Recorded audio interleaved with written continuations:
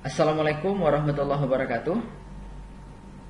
Waalaikumsalam warahmatullahi Waalaikumsalam wabarakatuh. warahmatullahi wabarakatuh. Baik, alhamdulillah kita bertemu ya di pertemuan yang kedua. Yang mudah-mudahan hari ini saya dan Anda semuanya mudah-mudahan senantiasa dalam kondisi yang bagus, dalam kondisi yang baik dan sehat walafiat. Baik, kita sudah membahas kemarin di pertemuan yang pertama terkait dengan kontrak kuliah khususnya. Dan kali ini kita masuk langsung ya, kita nggak lagi bahas kontrak kuliah, tapi kita langsung masuk ke sesi yang kedua. Ya, yang kali ini kita akan membahas banyak tentang saya maunya kayak diskusi gitu. Jadi saya ingin nanti kebuka pandangan pikiran kita tentang teknologi informasi, kemudian yang terkait dengan itu ya, sistem komputer dan seterusnya, nanti insya Allah kita akan bahas. Baik, seperti biasa sebagai menu pembuka ya kuliah kita, saya ingin mengingatkan Anda semuanya untuk jangan lupa saling menghargai, saling menghormati. Ya, di sini di kelas ini saya tahu betul ada banyak mahasiswa dari berbagai macam latar belakang. Di sini ada yang Muslim ya, ada yang Kristiani, ada yang Buddha, ada yang Hindu dan seterusnya. Tapi jangan lupa ya untuk saling menghargai ya, saling menghormati, dan pastikan Anda tidak tidak mengganggu atau menjadi masalah bagi siapapun gitu. Jadi usahakan menjadi pribadi yang menyenangkan gitu. Baik, kita lanjut ke materi ya. Nah, ini yang lain lagi di mana kondisinya nih? Kameranya belum aktif atau sudah aktif atau gimana nih? Karena internet udah ya. Oke, sip. Mungkin lagi ada internet saya lagi lemah nih kayaknya, mungkin apa apa. Baik, saya akan share screen. Kita akan langsung mulai ya. Nanti jika ada yang mau ditanyakan silahkan tanyakan. Jadi jangan malu-malu untuk bertanya. Ya, seperti biasa saya senang mahasiswa tuh kalau nanya. Kalau emang nggak paham tanyakan. Baik, ini bahasan kita ya. Ini deskripsi mata kuliah. Ini saya kira sudah kita bahas di rencana RPS kita ya, rencana pertemuan 1 semester. Ya, dan hari ini kita akan banyak masuk ke sini. Oke. Nah, akhir dari kuliah ini saya harapkan tim mahasiswa seperti ini ya, mampu menyebutkan dan menjelaskan definisi kemampuan dan peran teknologi informasi itu sendiri.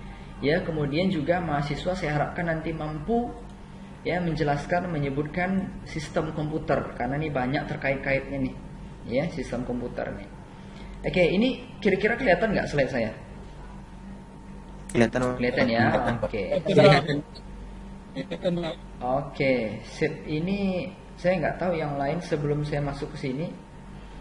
Saya lihat lagi tadi macam-macam posisinya ya, ada yang lagi di mana gitu. Muhammad Tarmizi lagi di mana nih Tarmizi? Saya lihat lagi di bawah pohon. Pak.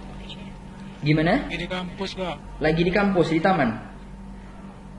Iya, Pak. Oke, siap. Hati-hati ya. Itu di bawah pohon, hati-hati. Kondisi di luar tuh macam-macam kondisinya ya. Baik, kita lanjut. Ini saya beberapa belum melihat gambarnya nih. Saya nggak tahu, mungkin karena internet saya yang belum lancar ya. Ada gangguan mungkin. Baik, kita lanjut ke slide tadi. Baik, kita ke sini. Oke. Nah, ini sesungguhnya ya, kalau kita bicara tentang teknologi, jadi sebelum masuk ke teknologi informasi, kita harus sepakat dulu tentang definisi teknologinya. Jadi kalau bertanya-tanya apalah sesungguhnya teknologi itu, jadi simpelnya ya, teknologi itu adalah sesuatu yang memudahkan pekerjaan manusia. Nah, itu teknologi. Jadi kalau ada yang menggunakan teknologi atau membuat teknologi tertentu, tapi justru menyusahkan manusia ya, bikin ribet gitu, maka itu sesungguhnya lari dari definisi teknologi. Karena kalau kita lihat dari definisi teknologi sendiri ya seperti ini ya, karena memang teknologi itu dihadirkan, diciptakan ya oleh ilmu pengetahuan adalah untuk memberikan kemudahan. Itu poin pentingnya ya, kemudahan buat manusia. Nah, seperti itu. Kemudian, nah ini tentang teknologi informasi sendiri ya. Ini kalau ditanya tentang teknologi informasi, sebetulnya ada banyak jawaban ya. Ada yang menjawab teknologi informasi itu adalah perangkat tertentu ya, Ada yang kalau ditanya IT itu apa sih gitu, atau teknologi informasi itu apa sih gitu. Ada yang memberikan jawaban tentang kasus tertentu gitu. Atau macam-macam lah ya. Nah, ini makanya saya buat ada banyak tanya lah gitu kalau bicara atau bertanya tentang teknologi informasi itu apa gitu. Kira-kira selain ini, selain benda-benda ini yang biasa kita gunakan atau biasa objek-objek ini ya, yang biasa kita gunakan atau biasa kita dengar gitu. Di sini rekan-rekan mahasiswa ada yang bisa ngasih contoh nggak gitu? Misalnya teknologi itu apa sih gitu? Teknologi informasi itu apa gitu? Selain benda-benda ini, yang lain ada? Bisa memberikan objek lain gitu, misalnya apa terkait dengan teknologi informasi? Nggak ada? Apakah teknologi informasi itu hanya ini? Banyak, Pak. Banyak. Apa lagi kira-kira? Teknologi informasi. Apa ya? Gimana? Febri? Silahkan, Termizi atau Nepla ini.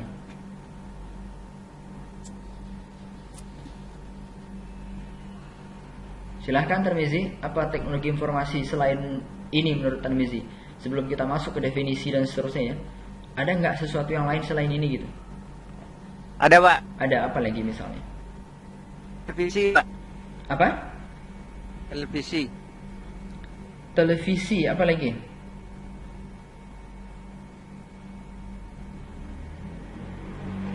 Banyak lah ya. Baik. Iya, Pak. Oke, banyak sekali. Nanti kita lihat dari definisinya. Kira-kira contoh yang disebutkan tadi sudah sesuai tidak dengan definisi teknologi informasi itu sendiri. Baik, kita lanjut ke sini dulu. Terima kasih atas jawabannya. Nah, ini dia. Nah, sebelum kita lanjut ke definisinya, ini semacam evolusi ya, masa-masa ya, dimana abad sebelum munculnya abad informasi ini, atau masa kita mengenal informasi atau menggunakan informasi dengan baik. Nah, ini adalah tahapan-tahapan ya, masa-masanya. Jadi ada masa abad pertanian namanya ya. Itu masa di mana ini di bawah 1800-an ya, zaman dulu sekali ya. Manusia itu masih fokusnya kepada bertani ya, bercocok tanam atau seterusnya yang semacam itu. Masih menggunakan tenaga manusia ya. Kemudian pada tahun 1800-an ya sampai 1957 ini ini sudah mulai nih beradaptasi dengan teknologi ya, abad industri. Sudah mulai menggunakan bantuan-bantuan mesin walaupun dalam bentuk yang sederhana ya, belum sekompleks yang sekarang gitu. Nah, barulah di atas tahun 57 ya sampai sekarang makin kelihatan fungsinya, makin kelihatan peran dari informasi ini sendiri. Di sini sudah mulai ya muncul para pengguna atau pekerja yang terdidik yang sudah memang mulai mengalihkan tenaga manusia tadi ke dalam peran teknologi. Jadi sudah menggunakan teknologi ya, terutama teknologi informasi. Jadi memang masih menggunakan tenaga manusia seperti yang kita rasakan sekarang ini, tapi makin ke sini ya peran teknologi makin kelihatan gitu. Ya, makin ke depan kita lihat ya di banyak penelitian, bahkan di film pun sudah difiksikan seperti itu, bahwa ke depan akan semakin nampak peran dari teknologi informasi ini sendiri ya. Nah, ini dia disebut dengan abad informasi. Nah, sesungguhnya ya kalau kita bicara tentang teknologi informasi itu, kalau kita cari dari berbagai macam tulisan itu bisa macam-macam definisinya ya, bisa macam-macam definisinya. Tapi sesungguhnya definisi teknologi informasi itu kalau menurut saya dalam bahasa yang sederhana seperti ini ya. Jadi IT atau Information Technology atau teknologi informasi itu adalah ini nih yang saya bold nih, pembentukan, penyimpanan dan penyebaran. Jadi dikatakan teknologi informasi adalah ketika komponen-komponen ini terpenuhi gitu. Karena memang teknologi informasi atau TI itu sendiri adalah dimulai dari pembentukan. Nah, oke.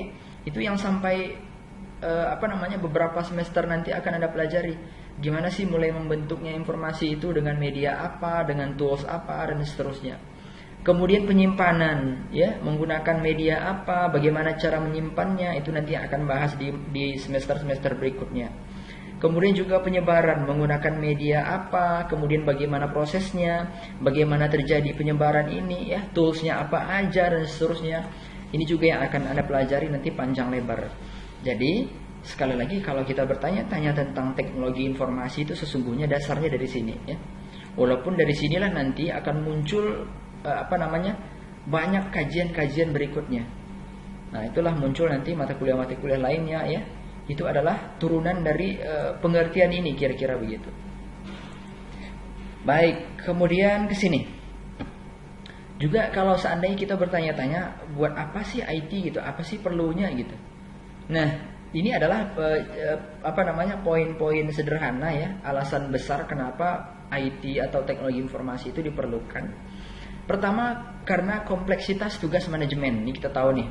Sekarang kita lihat apa-apa udah sangat banyak ya. Misalnya kita ambil contoh di sebuah perusahaan, itu rumit sekali. Kita nggak usah ambil perusahaan deh, yang paling mudah dicermati adalah kampus kita misalnya. Kita di kampus kita ini di STM Kamik Riau, kita lihat ya, ada banyak unit kerja, ada banyak bagian, misalnya ada prodi, ada perpustakaan, ada bagian administrasi, ada bagian keuangan dan lain sebagainya. Itu kan rumit sekali. Ya, bayangkan kalau seandainya tugas yang kompleks ini tidak menggunakan teknologi informasi sebagai media atau sebagai alat bantunya. Luar biasa ya, luar biasa. Kita nggak usah bayangin gimana rumitnya, gimana ribetnya tuh gitu. Maka memang perlu teknologi informasi karena tugas yang rumit tadi, yang ribet tadi, gitu, yang seabrek tadi gitu. Nah, kemudian perlu IT atau teknologi informasi karena pengaruh globalisasi. Ini jelas ya. Karena saya kira kita sepakat memang hari ini nggak ada siapapun atau seorang manapun atau badan usaha atau instansi atau perusahaan manapun yang bisa menolak kehadiran teknologi informasi karena emang udah jadi standar global gitu. Di mana-mana udah pakai media perangkat seperti ini, itu udah standar gitu, bukan hal yang baru lagi. Jadi memang sudah tuntutan zaman, kira-kira seperti itu ya.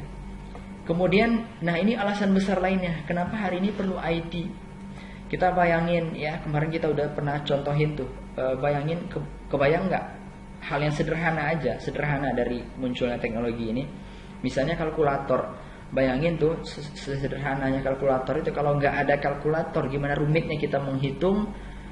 Saya misalnya diminta di waktu yang bersamaan ini, di menit ini untuk menghitung, dalam hitungan itu ada operator tambah, kurang, bagi, kali, kemudian ada akar, ada kuadrat dan seterusnya, segitu banyaknya ya. Digitnya ada 10 digit. Kan pusing ya saya, dalam 1 menitnya harus menghitung segitu banyak operator, digitnya juga banyak. Tapi akan termudahkan itu semuanya dan akan lebih cepat prosesnya dengan teknologi informasi itu tadi. Nah, oke. Kemudian berikutnya adalah karena memang tekanan persaingan bisnis ya. Maksudnya adalah karena memang sudah tuntutan bisnis. Ya, ini kalau ada sebuah perusahaan misalnya tidak menggunakan IT sebagai basisnya, itu sudah hampir bisa dipastikan akan ketinggalan. Ya, memang udah tuntutan bisnis. Apalagi sekarang ya, di beberapa tahun terakhir ini kita lihat banyak hal udah mulai transisi berpindah dari cara-cara pola-pola konvensional kepada pola-pola IT. Kita ambil contoh di sini misalnya mahasiswa yang hobi belanja gitu. Dulu kita tahu ya, di beberapa tahun yang lalu itu masih mahasiswa kalau belanja ya pergi ke tokonya ya, kemudian milih barang-barangnya. Sekarang bukan yang nggak boleh, tapi mungkin agak kurang menarik gitu ya, kurang keren kalau bahasa mahasiswa. Sekarang orang lebih cenderung condongnya ke jual beli di alam maya ya. Lebih trennya seperti itu, makanya muncul platform baru semacam saya sebutkan contohnya ya, nggak apa-apa mudah-mudahan, seperti Shopee ya, Lazada dan seterusnya ya, platform-platform di mana kita bisa berbelanja dengan mudah ya, hanya menggunakan teknologi. Nah ini adalah bagian dari persaingan bisnis ya. Jadi kalau memang masih bertahan dengan buka toko ya, kemudian menunggu orang datang, itu bukannya tidak baik, hanya mungkin kurang efektif seperti itu. Baik, itu adalah alasan besar kenapa munculnya teknologi informasi. Kemudian Nah, ini yang terkait dengan teknologi informasi, disebut dengan sistem komputer. Nah, ini juga ya, ini sistem komputer ini turunannya akan banyak sekali. Nanti Anda di semester berikutnya akan belajar mata kuliah sistem operasi, adalah turunan dari sini juga. Akan belajar nanti mata kuliah rekayasa perangkat lunak, itu turunan dari sini juga. Ya. Kita kenal secara umum ya, sistem komputer itu dibagi 3. Ada namanya hardware, ada namanya software, dan ada namanya brainware. Saya nggak tahu, tapi saya kira ini sudah familiar ya, kita gunakan seperti itu. Termasuk Anda untuk bisa hari ini terhubung dengan kuliah daring dengan saya ini adalah karena Anda memang menghadirkan satu paket sistem komputer ini. Ya. Kenapa disebut sistem komputer? Karena kita tahu ya, sistem itu adalah, kita udah bahas belum ya? Kita belum bahas. Sistem komputer itu adalah kata dasarnya sistem nih, misal sistem adalah kumpulan elemen yang terstruktur dan saling berelasi. Nah, yang mana elemen-elemennya? Ya ini, ada hardware, ada software, ada brainware. Kemudian tadi saya sebut mereka saling berelasi, karena itu disebut sebagai sistem. Relasinya gimana? Ya mereka saling membutuhkan. Ya, hardware nggak bisa berdiri sendiri. Kita sepakat ya, hardware ini contohnya adalah keyboard ya, ada mouse dan seterusnya. Nah, itu adalah hardware. Kemudian software. Nah, ini yang Anda gunakan sekarang ya, ada classroom ya. Kemudian menggunakan software apa gitu buat merekam, buat mendengar. Kemudian untuk mengerjakan tugas-tugas saya misalnya, itu software semuanya ya. Definisi jelas ya, kalau hardware itu perangkat keras berarti memang fisik. Jadi sesuatu yang bisa, saya menyebutnya gini, hardware itu kita mudah memahaminya adalah sesuatu yang bisa disentuh dan bisa digunakan. Sedangkan software adalah sebutan untuk sesuatu yang nggak bisa disentuh tapi bisa digunakan gitu. Makanya mudah ya. Software ini seperti mouse contohnya tadi. Hardware ya. Kalau software contohnya seperti ya bahasa pemrograman ya, termasuk Anda gunakan Word ya, gunakan PowerPoint. Ini contoh dari software ya. Nah, brainware ini siapa? Adalah orangnya, Andanya gitu. Sayanya. Kita ini disebut sebagai brainware, sumber daya manusianya. Jadi kalau seandainya nanti Anda tamat dari sini menjadi seorang ahli program, maka disebut sebagai programmer. Nah, itu orangnya, brainware ya. Atau nanti Anda tamat dari sini menjadi seorang ahli database ya, bekerja sebagai database administrator, maka ini adalah brainware, orangnya, sumber dayanya. Makanya disebut sistem komputer karena tadi sistem adalah elemen yang saling terhubung ya, untuk mencapai suatu tujuan tertentu. Ya, inilah elemen-elemennya, ada hardware, software, dan brainware, saling terhubung, saling bekerja sama untuk tercapainya tujuan dari teknologi informasi itu sendiri. Nah, ini dia. Ini tadi hardware, software, dan brainware. Nah, ini saya punya semacam tantangan ya untuk mahasiswa semuanya. Saya persilahkan siapa saja yang menjawab, ini akan saya berikan poin.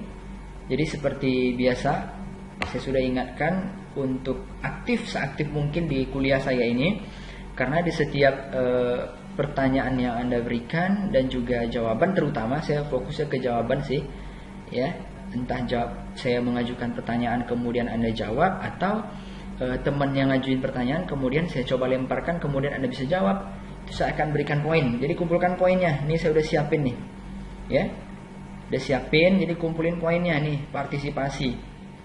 Jadi saya akan seperti yang sudah disampaikan kemarin ya, saya punya bobot penilaian itu di partisipasi, jadi ada penilaian khusus.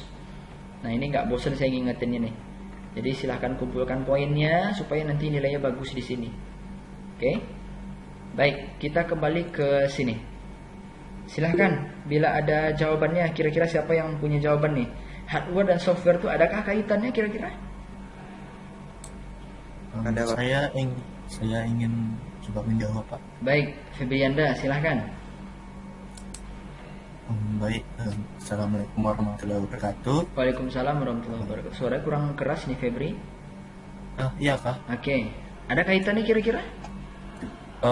menurut saya sendiri di antara hardware, software dan brainware ini itu saling berkaitan dengan satu sama lain.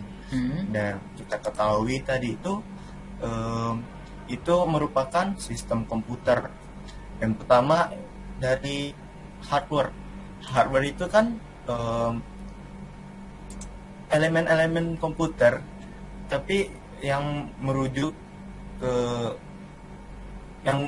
yang bisa menjalankan sistem komputer, tapi itu tuh bisa disentuh yang seperti Bapak bilang sebelumnya, layaknya kayak keyboard, mouse. Oke, berarti emang printer, ada benda yang bisa disentuh ya, itu hardware ya? Ya, sedangkan tapi itu tuh cuma kalau misalnya hardware aja, ya apa yang mau dijalankan. Nah, di sini ada yang namanya software. Itu tuh layaknya sistem, ada dalam software itu ada sistem operasi. Jadi yang menjalankan dalam komputer itu tuh sistem operasi inilah yang mengendalikan komponen-komponen yang di mesin komputer tersebut. Yang biasanya kayak Windows, mungkin yang sering kita gunakan Windows, Linux, dan macOS dan lain-lain. Terus brainware ini ya kita yang menggunakan komputer tersebut. Jadi ada berkaitannya lah brainware, hardware dan software ini.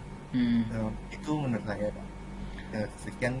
Sepakat nggak Febri kalau ketiganya ini saling membutuhkan dan nggak bisa dilepaskan satu sama lain? Menurut saya sepakat. Sepakat ya, nggak mungkin software tanpa hardware, nggak mungkin brainware tanpa software dan seterusnya. Sepakat ya? Sepakat. Oke, sip. Terima kasih Febri. Sebentar, Febri. Oke, 1 poin. Ya, kumpulkan poinnya sebanyak-banyaknya karena ini nanti akan sangat berguna ya. Saya ingin di sini nanti jadi A gitu nilai, mudah-mudahan ya. Oke, kita lanjut. Baik, kita lanjut ke sini. Nah, secara umum ya, ini sesungguhnya fungsi dari teknologi informasi itu sendiri. Bukan secara umum, ini lebih spesifik ya, sudah khusus seperti itu. Fungsi dari teknologi informasi. Nah, kenapa ada teknologi informasi? Ya, adalah ketika dia mampu menangkap suatu objek tertentu. Ya, jadi menangkap ya, capture, kemudian mengolah ya, di processing, kemudian menghasilkan generate ya, kemudian bisa menyimpan di situ atau storage, kemudian kita bisa telusuri kembali kapan dibutuhkan. Ya, retrieval ini kayak apa ya? Misalnya saya punya sebuah data yang saya butuhkan, saya simpan di sebuah database. Nanti kita bahas ya tentang database, media penyimpanan. Kemudian suatu waktu kita butuhkan. Itu kayak Anda sekarang punya akun FB ya. Kan bisa ya ngecek history ataupun apa sih yang pernah Anda post di tahun yang lalu, kan bisa dicek kembali seperti itu. Nah, itu retrieval. Kemudian transmisi perpindahan ya. Nah, ini saya kira jelas. Kemudian juga IT itu sesungguhnya udah masuk ya ke dalam berbagai macam ranah, berbagai macam bidang, berbagai macam dunianya manusia sekarang lah. Ada yang di bidang akuntansi ya, finance, marketing dan seterusnya. Ini udah masuk kemana-mana.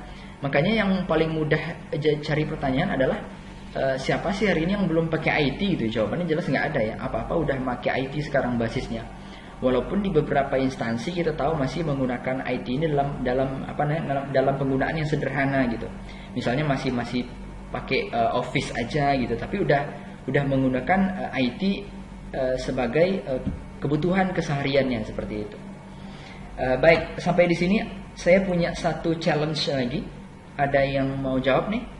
Ya, seberapa besar sih peran teknologi informasi? Kalau sudah begini kita jelaskan dari tadi panjang lebar.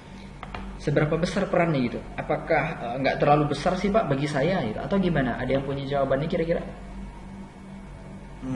Saya Pak, Dimas. Baik. Teresa mau jawab. Silakan Dimas.